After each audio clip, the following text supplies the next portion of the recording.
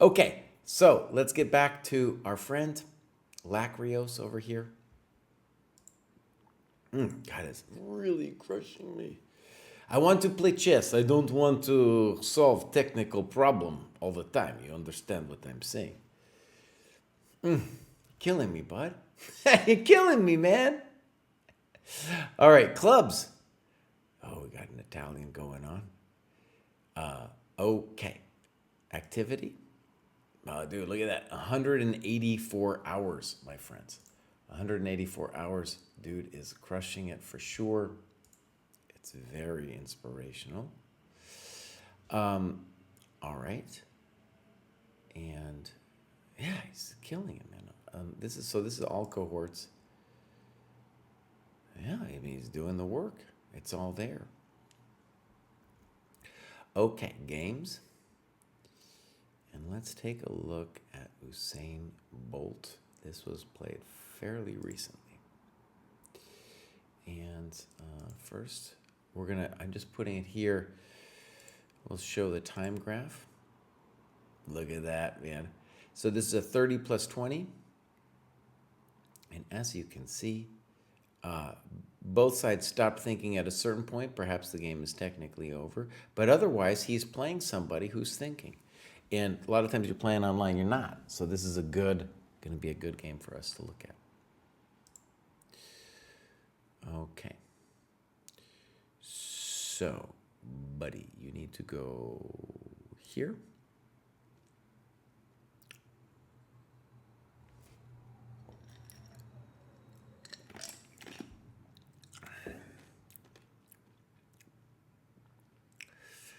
Well, Vermonster, first of all, we don't have like a support team.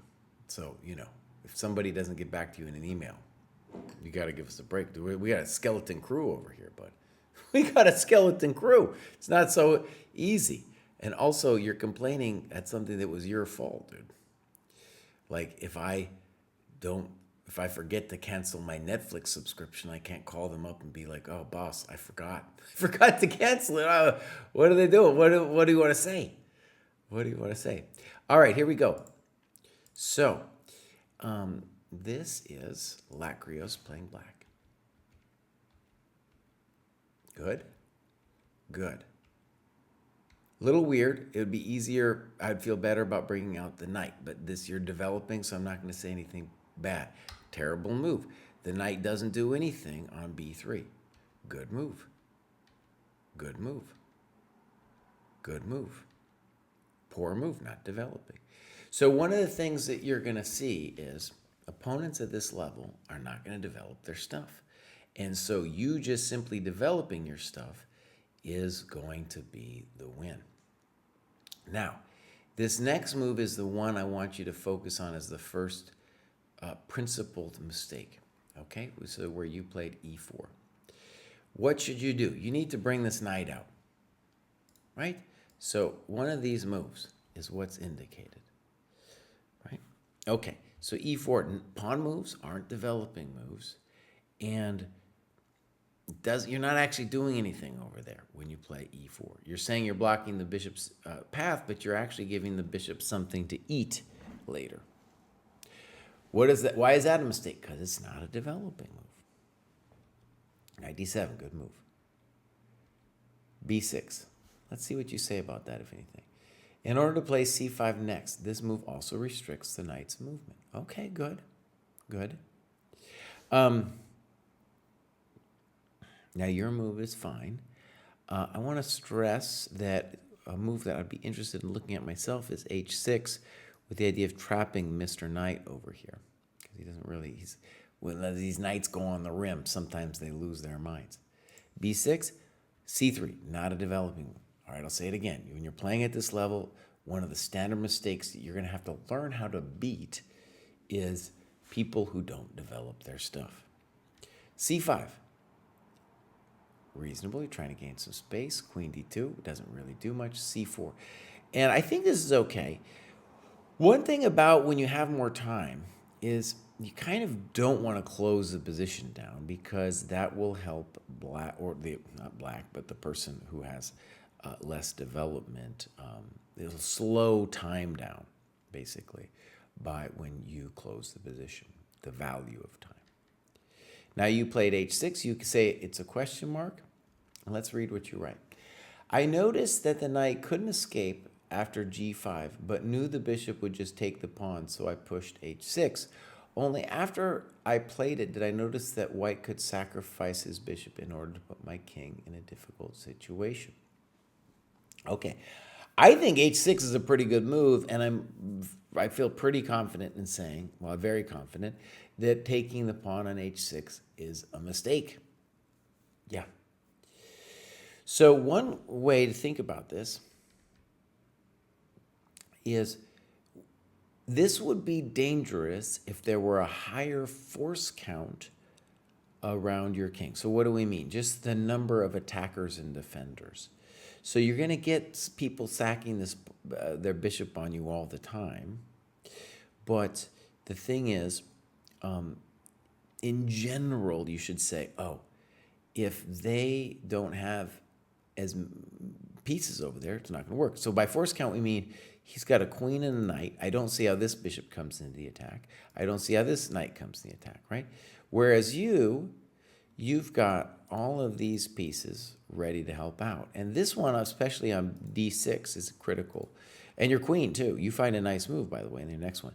In addition to what you did, you could also play rook e8, bishop f8, and, bring this guy around. But your move is great, because now you're just going to bring the queen and say hello. Hello. Hello. a3. Boom. Very nice. And now you waste him. Yeah. So I want to stress your h6 was not a mistake, and bishop h6 was not a good move. I think you thought it was a bad move because it looked so scary, but actually you're just killing him. Let's read what you write. Although I had to somewhat defend against the enemy queen, I noticed that after e4, e3, and fe, I had queen g3 forking the enemy king and knight, but I had to get the queen out of the way to make this work. Yeah. But so if you get the queen to g5, let me just stress this, your force count, he's not going to mate you anymore. And he gave up a piece, Bows. He gave up a piece. All right, so beautiful, fail. And notice that this fail isn't just tactical. He's not fixing his stuff. Boom. Boom. Now we're totally crushing him. Simple chess. Good. But actually, I really want to stress, you're doing a high-level thing. You did it twice this game of restricting your opponent's pieces. First, you played b6, to dominate the knight when it was on b3, and now you're playing a5 to stop the knight coming here. That, to me, is a high-level way of playing, because most players are just thinking about their own stuff instead of thinking about their opponent's stuff. So you playing this way, I mean, that's very strong positional play.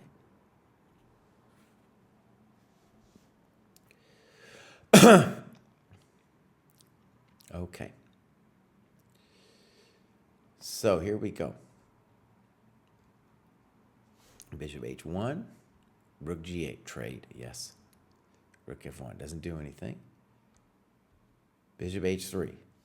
I was unsure about this move since it would open up the line for the rooks to aim at my king. Moreover, I didn't notice enemy rook staring at my pawn. So that's the real thing. You just missed this. Now you're still doing great.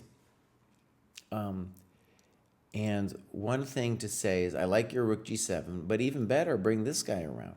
Notice your bishops are amazing. They're cutting everything for the white rook to do anything. So this is unnecessary, rook a d8. Now you did this move. Although I would force white to exchange his stuck bishop and allow me to get a rook on the 7th, however, this leads to a position where my rook is stuck defending the bishop. Right. So one of the things that you saw here with a5, for example, is killing the knight. And as you can rightly see, right, this bishop is dead. So anything is going to be better. Rook g7, rook f8. By the way, let's just note this move, rook b1. That didn't do anything. What is he doing? All right, bishop g2. That's a poor move. That's a poor move. So what should he do? I mean, at least the thing that should make us a little bit squirmy is this kind of thing. You're still killing him, but you can see why this is a little bit unpleasant. King C2, I don't know what that does. Good. Oh, now we blew it. Now we blew it. We lost. Now, we're still winning because we're up so much material. King G7. Now, let me just say something. Let's put the rook in. Put the rook in, bud.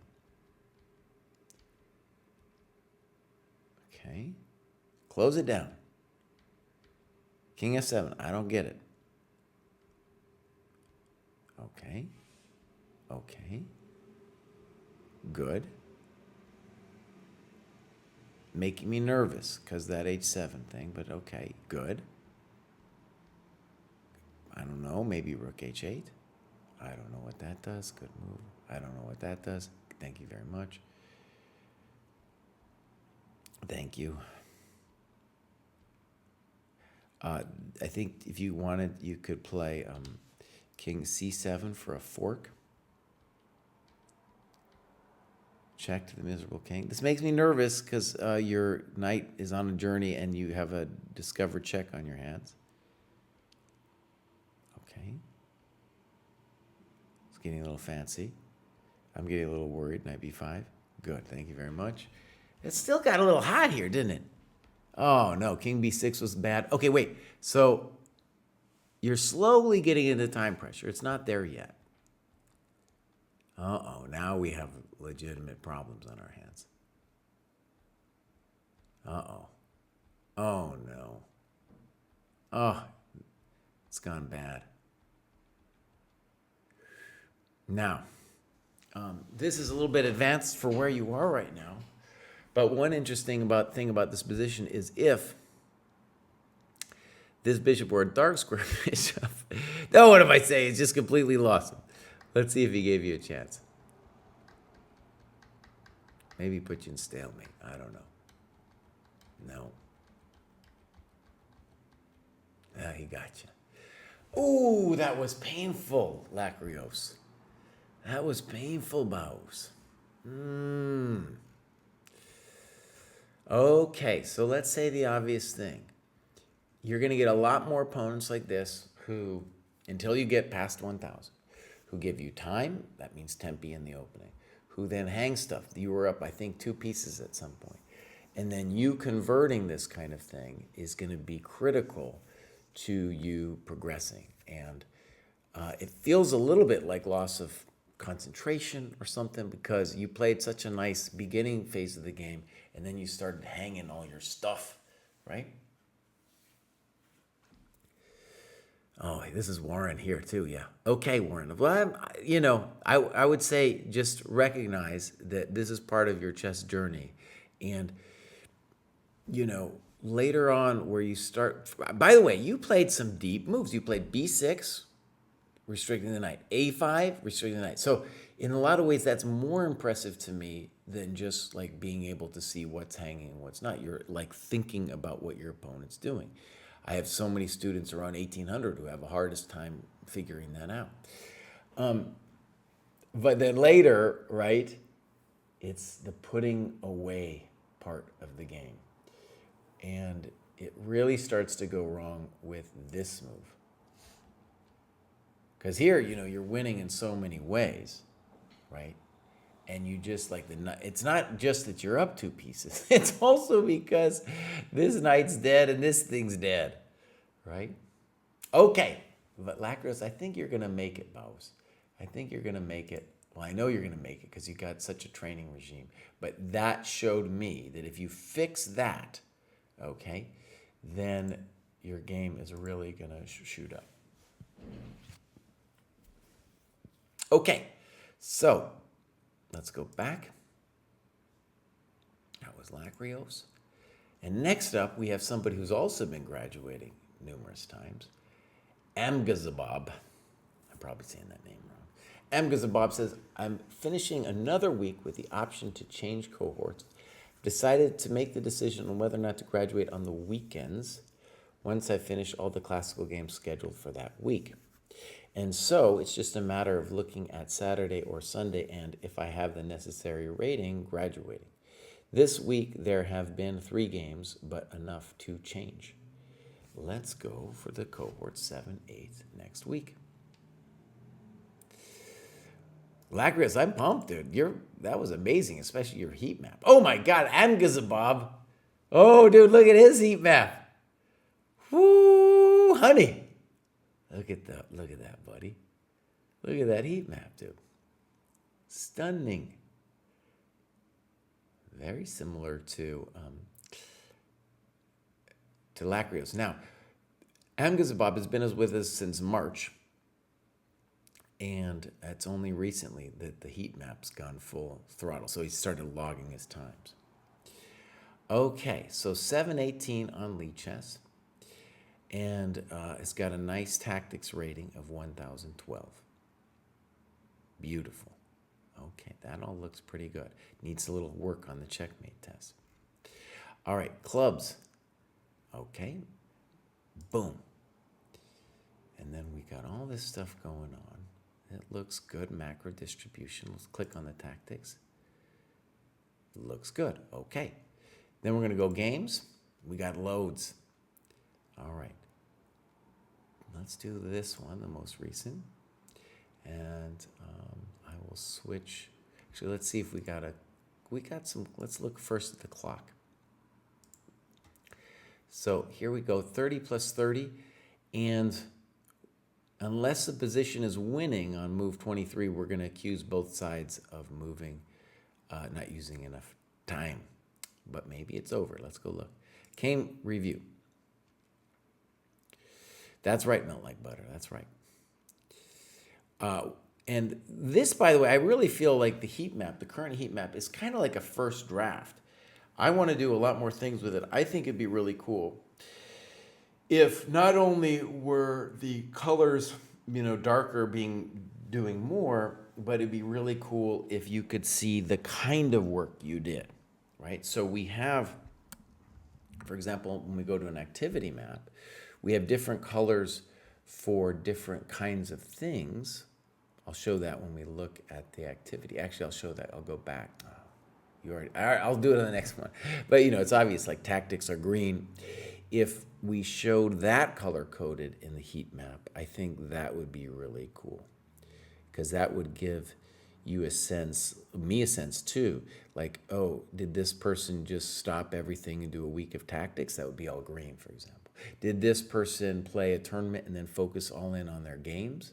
That would be maybe yellow, you could say, right? For example, that's what I've been doing. I've been going over my games recently. Before that, I was actually doing that woodpecker book, and that was, that would be, we'd call that green for tactics, as an example. Okay, so let's get into this game. This is Amgazabab. So, boom. And now this weird move, queen f6. The move bishop c4 throws me off balance, and I play as if they had played knight takes d4. I don't know if the move is a mistake, but I put question mark because it is a mistake on my part, since should I have thought more about how to play. Okay, so it looks very suspicious, queen f6, okay? You are doing it with the motivation that you're going to be winning a pawn. And we'll have to think a little bit on how to play the position. One thing we should stress is that if you know nothing about what's going on here, you could play d6. And you're going to be fine. You're not going to get mated or anything. And then after d6, you bring out your pieces, and you go about your life. Simple chess. Okay, if we want to get theoretical, okay, we don't have to, but that would be, I think that's considered the main line here. Okay, but if you don't know, this is the thing actually I want to stress, if you don't know, and like knight f6, e5, d5, that kind of freak you out if you hadn't seen it, right?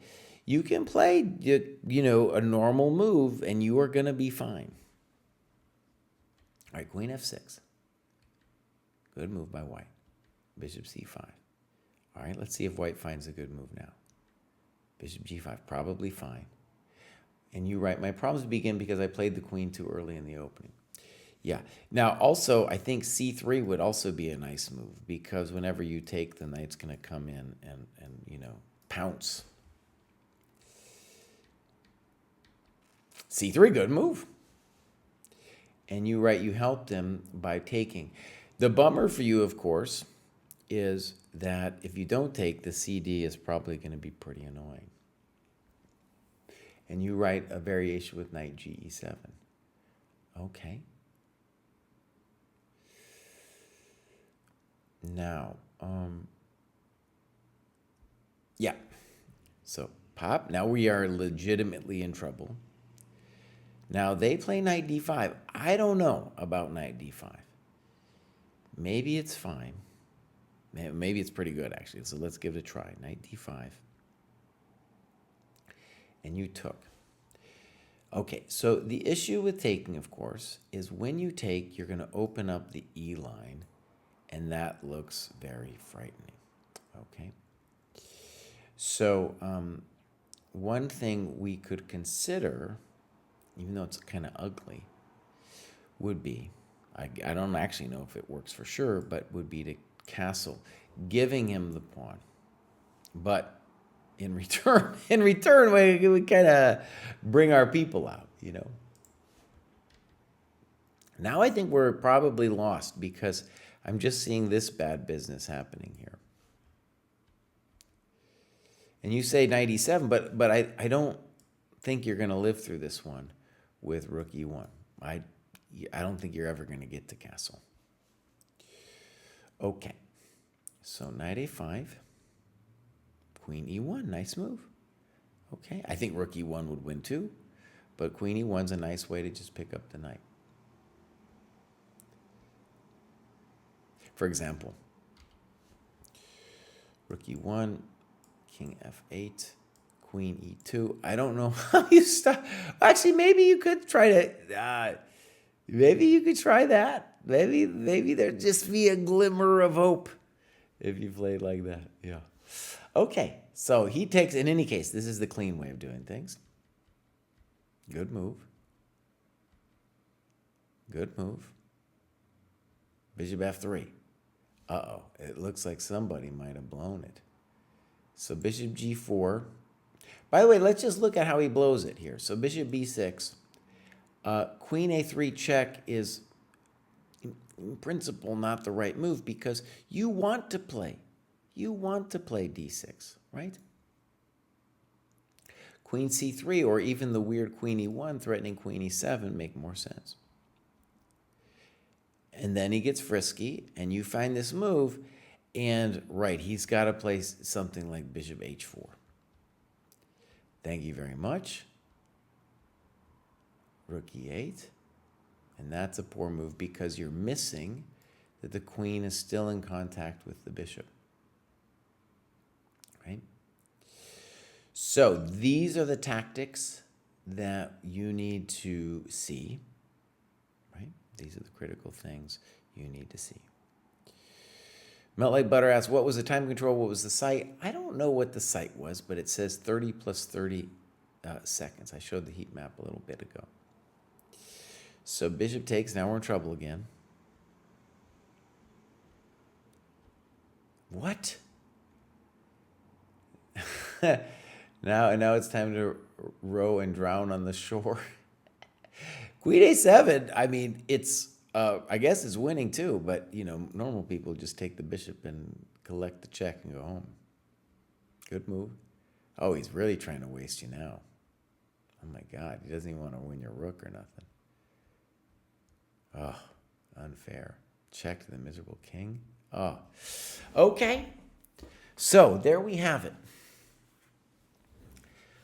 Basically, one of the things I want to stress is even though there's a lot of this game to be happy about, the queen f6 and just in general, your hand should be like, oh, I don't want to do that.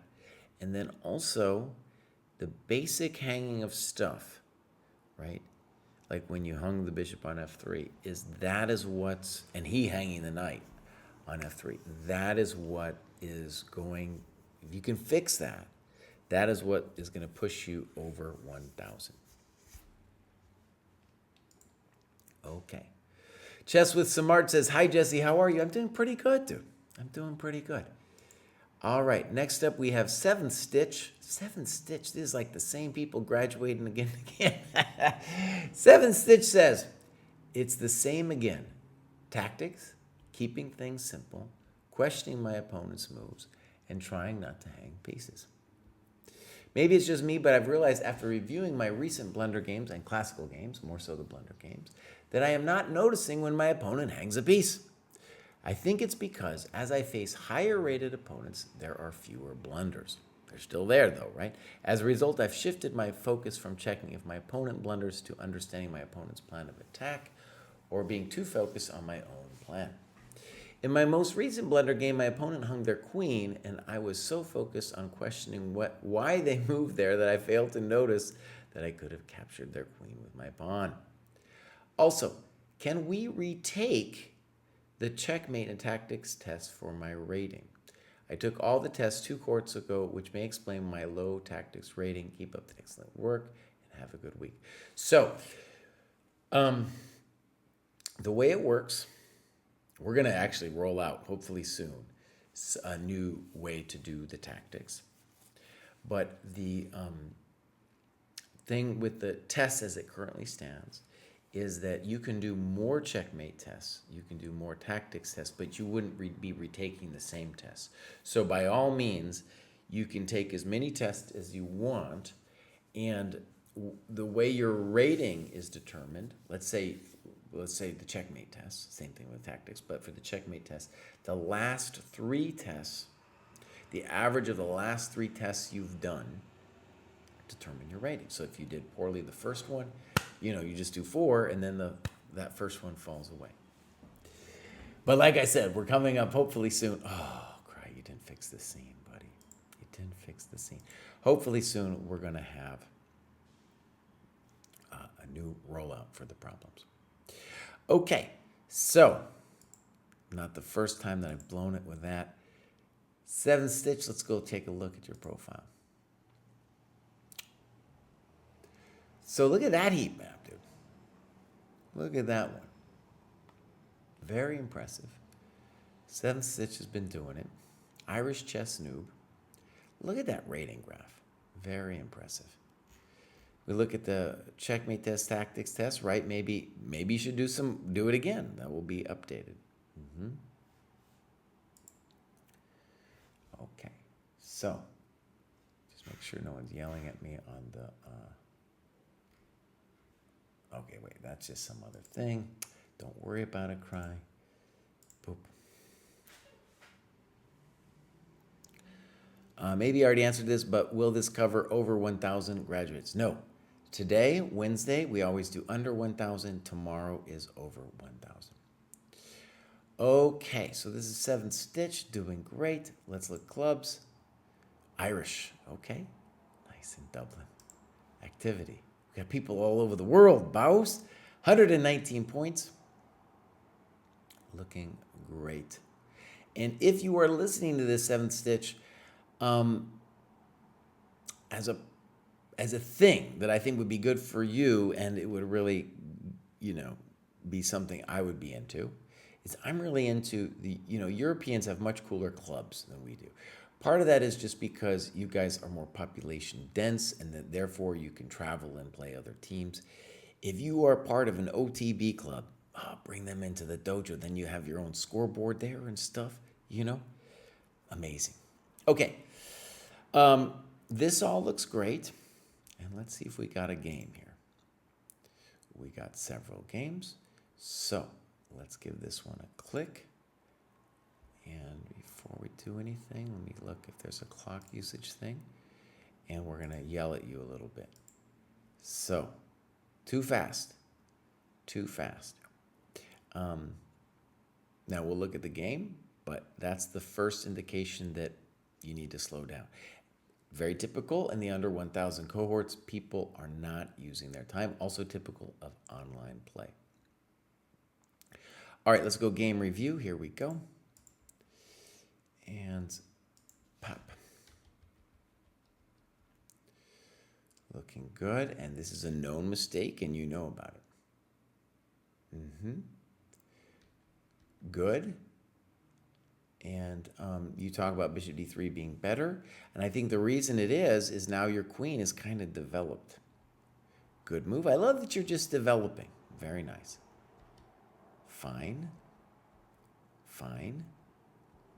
Fine. Well done. Okay. You could have thought about castling long for sure as well. Okay. Now that one I don't like. This was a miscalculation. I thought I had an opportunity to fork their rooks, which I did, but no matter what, I was going to lose my queen if I moved my knight. So first of all, you should tell us what you think is a better move. And a simpler idea could be, say, queen b6, queen a6. You want to get out of this business. Knight e4. Queen d5. Okay, good. Good. d4. Holy moly. And then there's really one question that we need to answer is, after knight takes e5, are you winning the piece with f6? And one of the things we didn't talk about earlier was the fact that you moved this rook over instead of this rook. Well, it would, the claim I thought was maybe that the f pawn would be used at some point. And here you can see that queen f3, breaking the pin and attacking the bishop, would be a way to try to get out of the pin. But then, bam, you got that bad boy, and you're touching this bishop. Okay.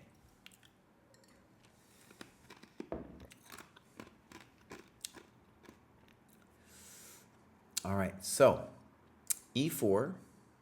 Oh, wait. So this d4, frisky. You said e4, thank you very much. c3.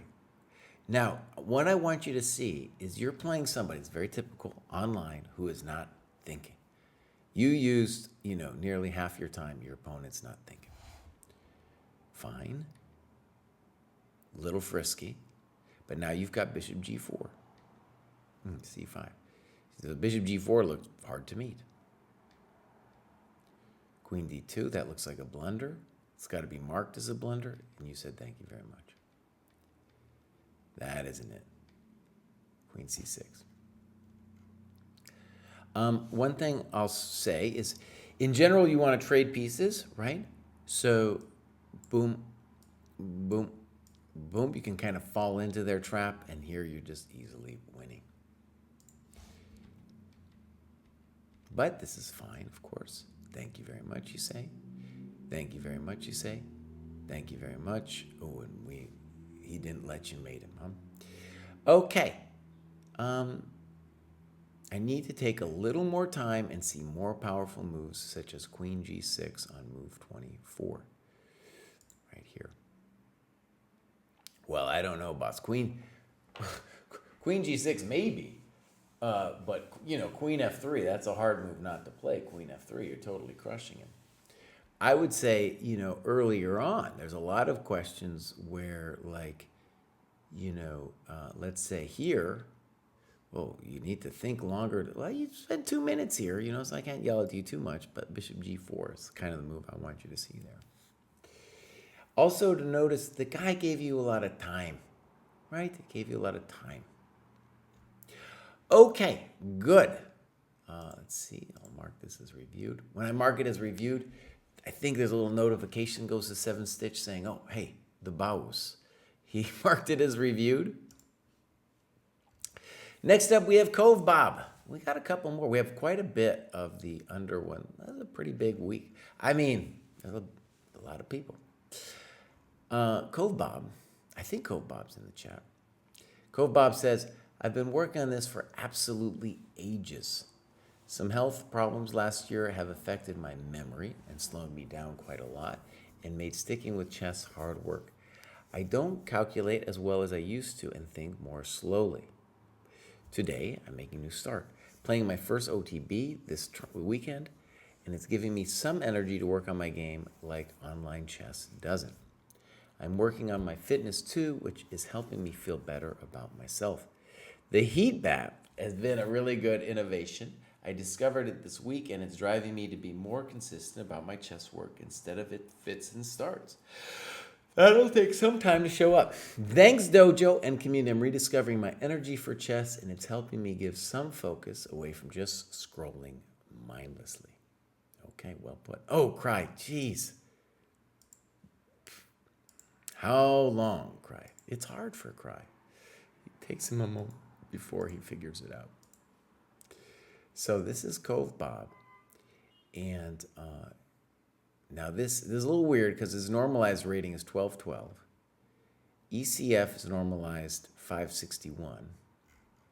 So it's a little bit all over the place. You can see, though, my good friends, do you see this heat map?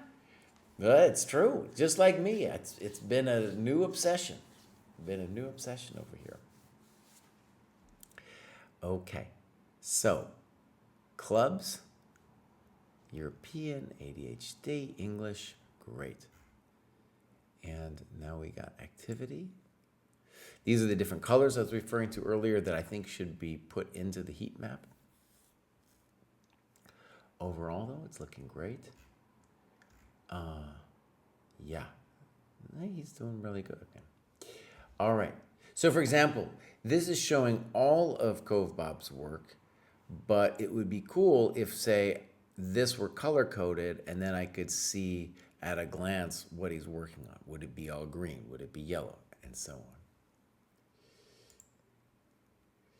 Cove Bob says, watching the It's About Time course has made a massive difference. Nice. Okay, good.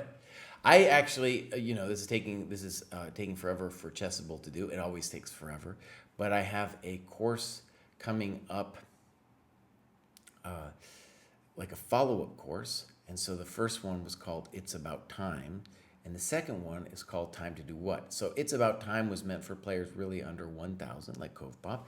And then 1,000 plus is going to be really the standard situation that I see so many of the graduates in, where their opponent gives them time, and then they have to figure out, well, what do I do with it, right? So that's what that course is going to be about. All right, Charisma B4 is what we got here. Oh, look at that, you guys. Hold on, let me show. So here's the time graph. Cove Bob is thinking. His opponent is not thinking. This is great, where you can see what Cove Bob's talking about playing OTB, that this is why, right? He's playing online, and this person they used, I don't know, three minutes. All right, game review. So, go over here, and Cross Online says, I would rather the heat map stay how it is, except you can click on the square and it shows the breakdown. Okay. So here we go. Fine.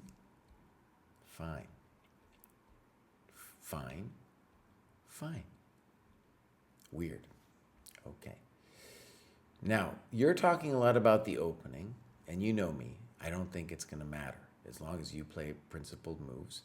And H4 is definitely a little bit much. Now, it is true, kind of, sort of, that he's threatening to trap your bishop. And you now play H6. But notice, you could play knight F6 and say, wait a second, you're not threatening G4. I'll take that tempo. Thank you very much. Right? Okay. So remember, they're going to give you time and you want to take it. So H6, you're reactively responding to H4, but it's not really a thing. Because G4 you can stop with a developing move. Okay, so here we go. H6. Okay. Queen B3. Queen B6. C5. All right. Boom, boom. A6. Now white, there's a good move here for white. Let's see if they find it. Knight A4. No, that wasn't it. Okay, where are we? This position is dangerous for black if white can attain b4, b5. The effect of b4, b5 will not just be that we get rid of our double pawns, but that it will activate either the knight or the bishop, depending on how we recapture. So if we had time for two moves, knight d7, rook c8, then we'd be fine. But unfortunately for us, after b5, there's a little bit of drama going on against the black pieces. Now you could say, Kraai, don't you believe in development? This isn't development. Well, it kind of is, because look at the black situation. You know, there's a threat here, and if you take, both bishop takes or knight takes is going to create some drama. And bishop takes will definitely develop a piece. Okay, so knight a4, incorrect. Knight d7, thank you very much. Bishop e4, I like knight f6 better. Good. Notice if you played knight f6 earlier, this g5 wouldn't even be possible. Oh, and knight g4. Let's see if you say anything about that. I'm looking to set up an attack on the white king and the base of white's pawn chain, but perhaps this wasn't the way to do it. I'm relying on white blundering to carry this off. You do actually have a pretty amazing idea. But let's just say that the thing that makes us nervous about knight g4 is that he's not secure on that square. Okay, let's look. You did have, apparently you had a very interesting idea though. So let's look. King e2, snip, snop, check to the miserable king. Now, we can criticize knight g4 for being positionally unsound, but this tactic, I mean, at the minimum, it shows good tactical skill. King d2, all right. I don't really get king d2 because it lets you take on f2, so king e1 looks better.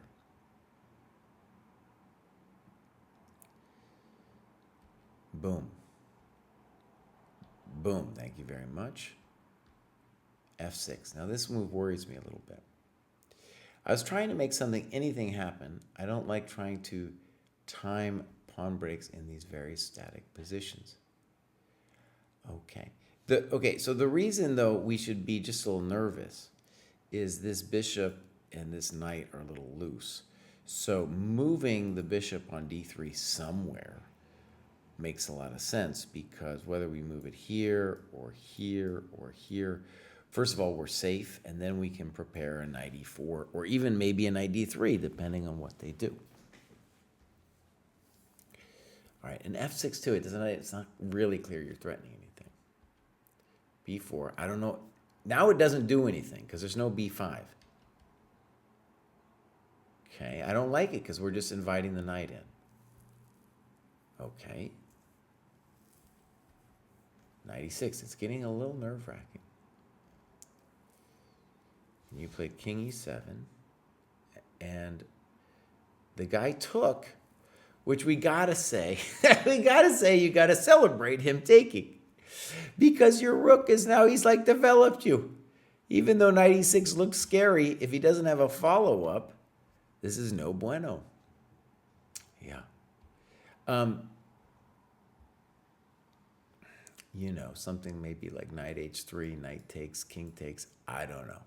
You know, something like that to try to get his business going. Now this one, you're right, this is an obviously better move, absolutely. And now you're just killing him. Notice his bishop is toast because the king, and because the bishop is toast, this guy's stuck. No one really knows what this guy's doing. You know, you're killing him. So this is great notes, and noticing this kind of very simple but important positional factor of your chess, huge deal. In general, this is a mistake. He's helping your knight out. Maybe, but I don't really get it. Good move. I think I'm okay with that. Check to the miserable king. Good. Now we just need to be a little careful. But in general, we're going to be pushing, I think we want to be pushing our pawn. Okay, I'm okay with that. Okay, I don't really know where he's going. G5, here we go. Now this is a very frisky move to play G5. Let's see what you write here. Okay, so G5 is frisky because you're allowing Rook H7 check. And I'm nervous. It's making me nervous. Yeah. So, G5. I don't mind getting gobbled up on the pawns ABC. I can smell promotion on G. Well, maybe. Now, what's interesting here is that optically, it looks like white should be able to arrange for a Rook G7. Maybe you're just going to be able to play Rook G8, but this is a very tactical momentito that we have going on here. So, for example, I would want to investigate B5, King B4, intending Rook G7. Good. I don't know if that's doing anything. And now, Knight E7, you played King E5. And now you say it's all downhill from here. Now, I gotta say, let's go back a second. We have ourselves an interesting moment that we need to think about, because this Knight E7, it's not, there's going to be some questions at least to answer after Knight E7. So my question becomes, did you have something easier than this?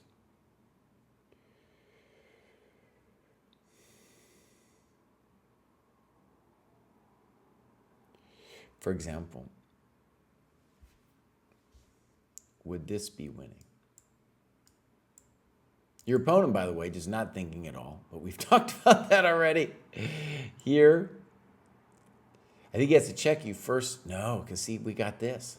He no puedo come back. He no puedo. He no puedo. And checking you doesn't do it either because of this one. No puedo. And he's just going to get raged here. Yeah, no good. Because, so this is, I think, what the thing to look at, because after this, it's kind of complicated. And, you know, here, are you winning? Maybe. Yeah, maybe you are. When you play G5, by the way, that was the critical thing that, you know, you're basically claiming this is all going to work out for you.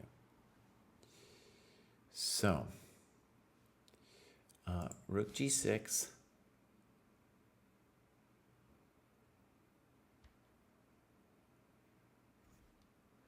And then we do have this awful little problem here. Ay, chihuahua. And then he gets out. It's not mate. Oh, no.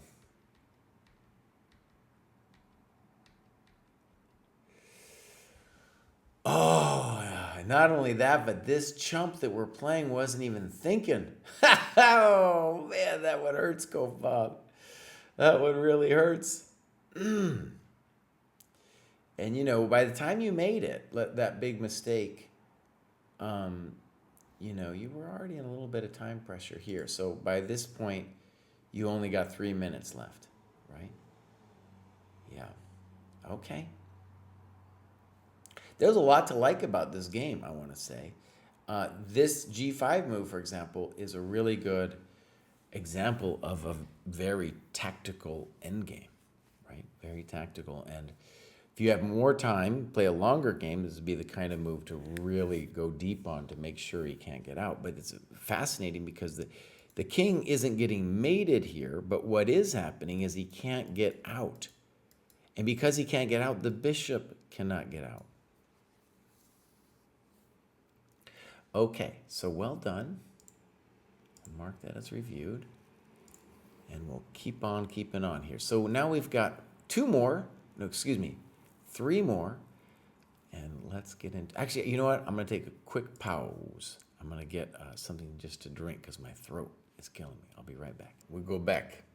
And Michael F., I think that's the famous Nose, says, If I make a psychological profile of Kovbob here, he looks like the type of player who sees himself as refined.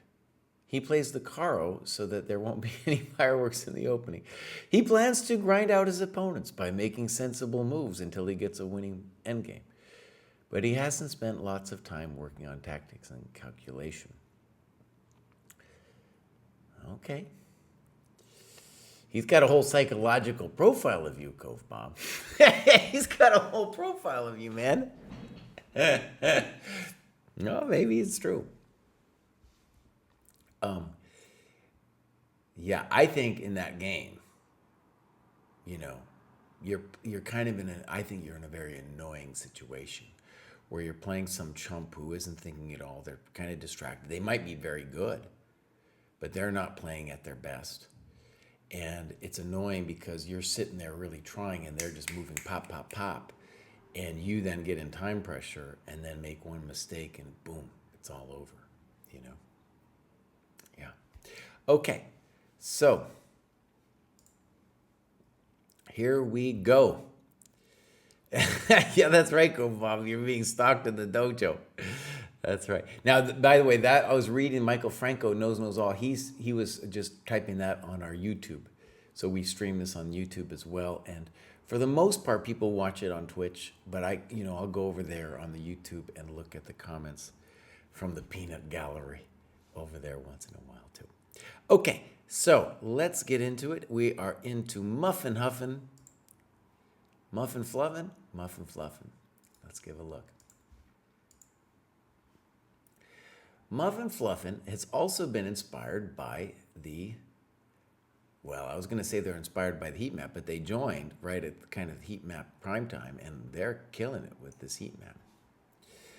Okay, so this all looks great. We're going to give Muffin Fluffin a follow. Oh, we need them to improve this stuff, but their Puzzle Rush is Puzzle Rush 5 minutes looking great. Okay, clubs, nothing. Activity. Hopefully we're going to see some games analysis. That seems like what they've been doing. Games. One game. Bam. All right, first thing first. Here we're going to show briefly the time graph. So, looks reasonable. This is another 30-minute game. Very common in the under 1,000 to see have 30-minute games. All right, game review. Pop. Muffin Fluffin playing white there. We're going to be thankful that Muffin Fluffin used more time than their opponent. Okay. Now, we could debate this at a higher level, but for where you are, I just want you to develop your pieces, and so I have zero problem with Bishop B5. Okay, fine.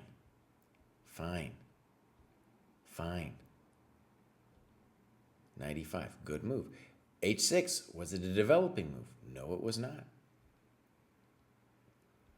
Good move, I like that one. Now Bishop D6, okay. So, you are up in time, and we do want to find some way to hurt this person, obviously. You played Rook Fe1. I think it's interesting. And now castles. Okay. And you write after Bishop takes C6, too late that he's castled. Now, this is a very spicy momentito. My big question would be, after you do this, could you hurt them with Queen G3? To me, it looks painful for him, this Queen G3 thing, because you have a threat and maybe they can get out of it. I think I'm seeing one move that maybe with King H7, they can deal with your drama that you're creating. Maybe they do survive in this position. It's unfortunate because they don't deserve survival. They don't deserve it. Okay. So, I didn't come up with a way really to crush You came up with this way. Well, let's just say this has something that's interesting about this. Okay, actually, maybe I'm coming around to what you did. Bishop g6, and now you say knight g6 was a mistake. And you write, totally missed that moving my knight would put my hanging bishop under attack.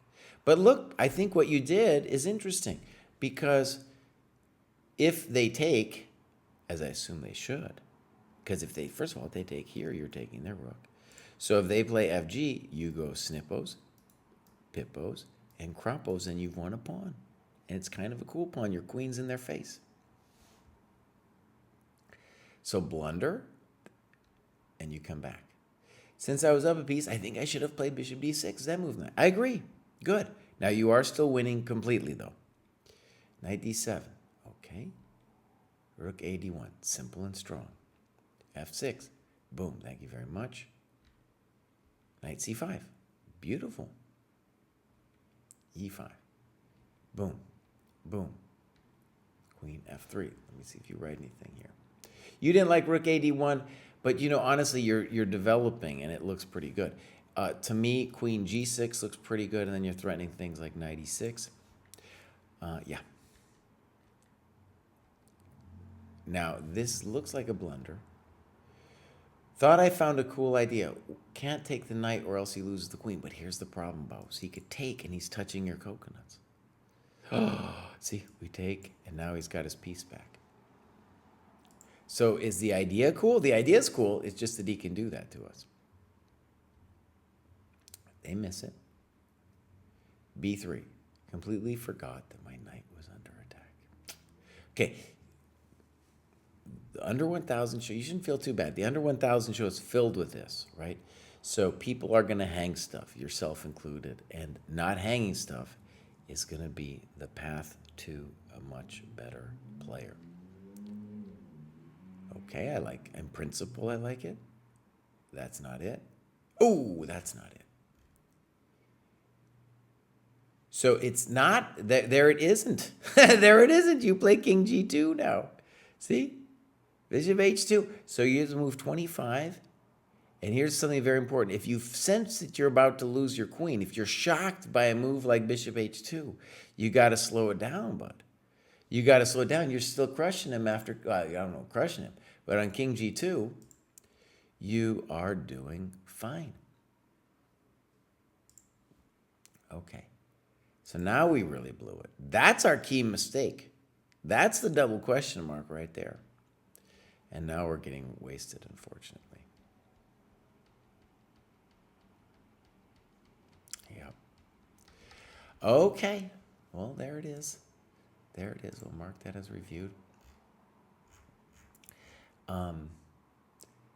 So again, in the opening, you had good development, right? The guy hung a piece, and ultimately it was you believing, trusting your opponent with bishop h2 that was really the big one. The big one. All right, next up we have Chris Kennedy. Let's see what's going on here, Chris. Oh, and Kraai, you need to fix your scene. So, this is Chris Kennedy, and Chris Kennedy, PA on Chess.com, and Terry Silver on Lead Chess. I believe we saw Terry Silver in the chat earlier, who was helping me with the engine questions. Yeah, Terry Silver's still here. Watchful Prism asks, do you get to study chess as much as you used to, Jesse? I've been putting in the hours. I'm old, so I've gone through various phases in my life. But I have been putting in the hours. And you know who else has been putting in the hours is Chris Kennedy here. Look at that heat map, Bows. This guy's doing the work. It's very consistent. So, even if it's, 1 hour, 45, 115, dude is doing it every day. Had a couple weekends off or something, but basically, every day he's doing something. Okay, so this is inspirational. We got the tactics test, checkmate tests, which are a little lower. So, but he's only done a couple. But that's something he can work on there. Then we're going to go look clubs. Oh, also an old dude like me. Okay. And, all right. We're assuming Pennsylvania. We're assuming Pennsylvania for the PA. Okay. Activity. Uh-oh, he's doing something terrible non-dojo. What is it? He's playing some rapid, okay. All right. Maybe watching some chess YouTube, some openings, some tactics. All right. So, otherwise, this looks good for the score breakdown. All right, games. We got a game. This is against Jerry Mack. I am not going to forget, but actually before I switch, so we'll just quickly look at the time graph here. So this is 1 hour plus 30, and we're going to hope that the game was completely decided by move 35, because that's when both players started to not think and just started blitzing it out. Okay, so we'll go game review. So pop, pop. So far, so good. D6. This is actually the setup I advocated in the ChessDojo repertoire, the aggressive repertoire. Fine. Weird. I move my queen, not sure why. Well, you should tell us. You should say knight f3 is the move. Now, e6 might be just a pure blunder. Thank you. Oh, and then he just gives it to you. Okay. So, what is true? No, you're not threatening to trap the bishop yet, right? But you are if he plays e6. So we got to say e6 is a mistake, needs to play g6 instead. So e6 blunder, h3 exclam, g4 good. You got to say thank you. That's fine. And I think, are we missing an opportunity after f5? Because to me it looks like you got a coconut. All right. Mistake helping you. You said check. You still have this coconut here hanging on c6. You go in, okay. Okay, good. He should castle here. So again, we're seeing somebody here who's not developing. It's at least, I guess, a little bit annoying, though, that you have to deal with the d4 question. Takes. I don't like it. Okay, where are we? I realized that he would improve his pawn structure, but I didn't know what else to play. If I pushed my pawn, he could fork. But notice that when you play ed, he's still going to threaten the fork. I get it, but you want to play d4. Okay, actually, I'm not going to complain about that. The simple way for you to deal with it would be to move the bishop like here or here. But okay, you actually came up with a fine, you're up a piece, fine. Just consolidate and you're going to be fine. c4, okay. Castle's good. Bishop f8. Queen h3, okay. Rook b8. Okay, now we have to be a little careful that some kind of catastrophe doesn't happen on our b2 square. Rook h2. This scares me because it feels like you're not sensitive to the fact that he's coming after your pawn here. Yeah. So there's a couple things now to consider. Now it's something to calculate. You got plenty of time here. And so he's going to play here. We should anticipate that. And we need to come up with a way to deal with it. One option might be rook e1 to knight d1. One might be king b1 to bishop c3. These are bishop c1, excuse me. These are all things that you should analyze. And rook h2, right? You're not being sensitive to the fact that, oh, after queen b7, I got some problems to solve. Now you're still up a piece. You should still be winning. You played b3, makes me nervous. And the other defensive move would be knight a4, and if he tags your knight, then play b3. Feels a little bit safer. It's still dangerous, though. We're not going to lie. All right, so b3, it's a little scary now. Takes, premature for him to take. C takes. I actually like this move.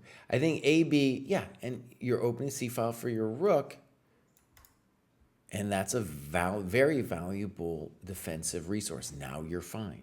So taking is a good example of somebody who's freed up their lateral protection of their opponent. So now your rook can swing over. You see that a lot with opposite sides on the king side, black king side. Sometimes you need to move the f pawn, for example, to get a queen or a rook defending this way, imagining the king over here, right?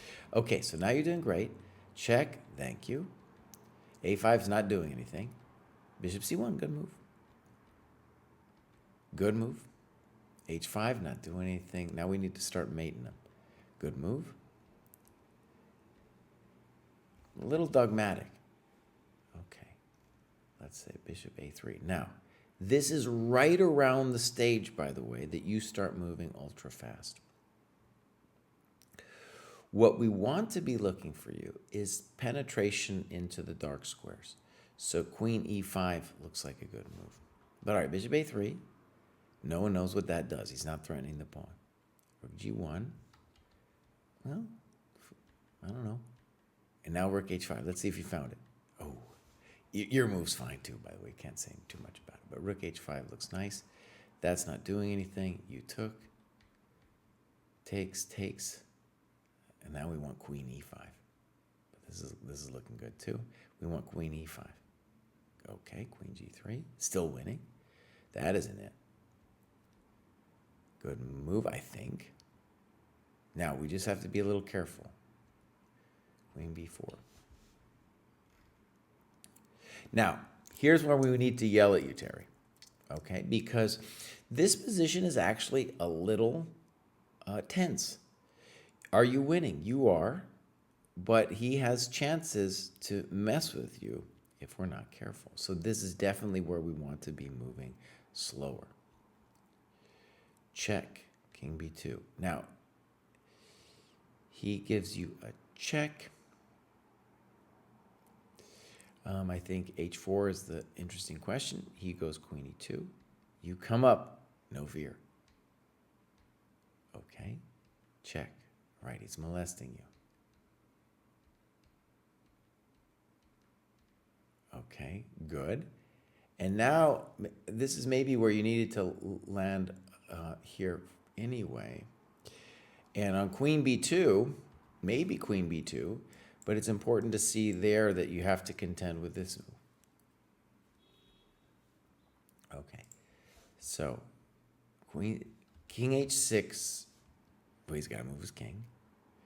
Queen C3, I think I like it, except you're allowing queen A4. I don't know if you have anything better. Actually, I think you do. Look at this move. How about queen D4, threatening Mados? I think it's pretty much instantly over, too. Notice, so the point is you're controlling this square. Terry, let's return. Just annoyingly return to the time graph here. Your opponent at this point is a little bit desperate. They're moving instantly. And so you're going to be psychologically encouraged to also move instantly. And that impulse control is going to be key for your chess growth, right? These positions, you know, I guarantee you get a GM playing this thing, they would know that they're winning, but they also they've been burned. They've been burned in the past, and they're not going to play super fast. You know, they're not. Okay. Check to the miserable king. Okay. Good. That wasn't it. That wasn't it, buddy. What are you doing? Good move. Now it's easy. Okay. Now this is the stage of the game that if you had moved super fast, I wouldn't mind, right? A little weird, king F7, but okay. Okay, good. Terry, well done. Wait, why did it last forever from here? I don't understand. Okay, no, it doesn't last forever. It's done. Jerry resigned. Stressful game, indeed. Okay, so good. Well done, Terry. I think we're going to see you again soon. Next up, we got Blunder Goat Cry is going to fix the scene. And Blunder Goat says, after playing for many years, I've been trying hard to improve for about 5 years. Been stuck on a crazy plateau all that time, but finally feel like I'm making a breakthrough. Today, I gained enough ELO to graduate and very excited to start working on the 11 to 1200 cohort training plan. Well, wait a second, Kraai. No. This is for tomorrow. Blunder Goat is for tomorrow. Okay, great. That was a good show, my friends. We will be back tomorrow, same time. And hopefully, my internet was having some grief. Hopefully we can figure it, or I don't know. I don't know how to figure it out. Hopefully it just doesn't molest me anymore tomorrow. All right, so let's raid somebody. Let's raid friend of the dojo, GM, Benjamin Bach. Played that kid when he was like 10 or something. And now, famous streamer doing his thing.